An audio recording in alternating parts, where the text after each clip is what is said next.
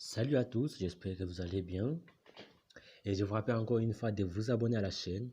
Et n'hésitez pas non plus à liker la vidéo pour ne pas rater aucune de mes prochaines vidéos. L'année passée, en 2019, l'Organisation internationale du travail, ILO, disait que 13% des jeunes qui sont entre 15 et 24 ans sont des chômeurs, c'est-à-dire qu'ils n'ont pas de travail. Et même ce cas, non, 76% font des travaux sans contrat. Ce qui n'était pas bon pour le monde et ce qui n'est pas aussi pour aujourd'hui. Parce qu'aujourd'hui, pour avoir une vie meilleure, il te faut du travail. Ce qui n'était pas le cas dans le passé. Si tu fais des recherches sur le livre intitulé À la sueur de ton front de Jean-François Collange, ça te permettra de voir comment les concepts de travail viennent du mot latin tripalium, qui signifie en anglais critex. Alors que critex était un outil qui a la forme d'une croix formée de 3 arbres.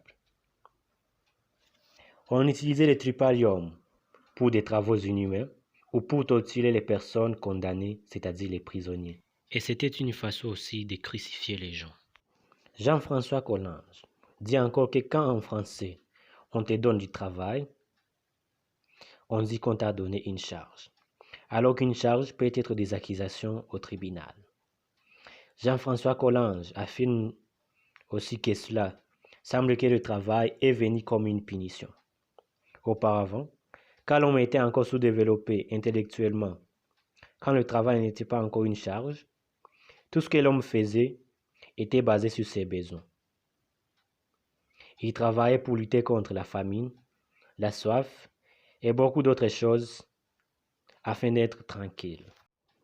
Il y a de cela 10 000 années, l'homme a découvert que tu récoltes ce que tu as semé. Il a commencé à semer quelques semences pour continuer à avoir de quoi manger.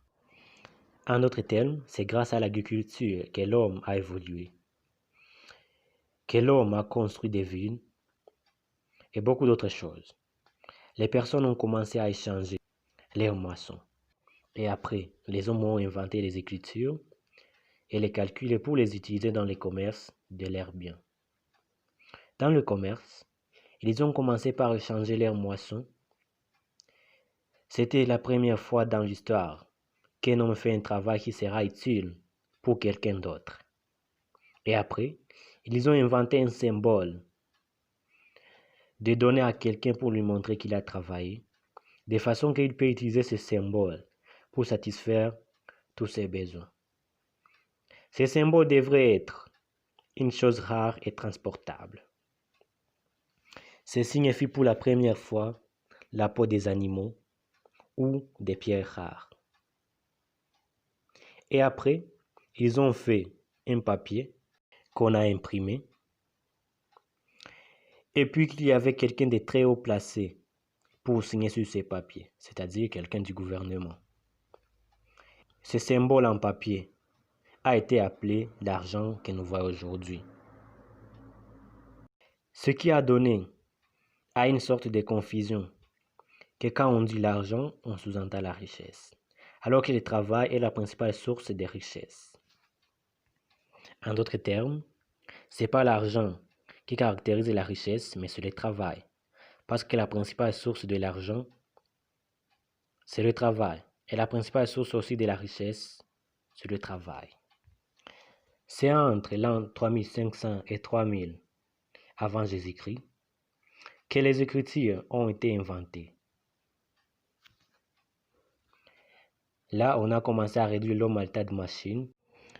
Les hommes ont compris qu'au travail, il doit y avoir les supérieurs et les inférieurs. Puisqu'il y avait déjà les moyens d'échanger leurs biens, les Grecs et les Romains prenaient le travail comme la fatigue, la torture, ce qui est destiné aux indigènes seulement. Et là, l'esclavage a commencé.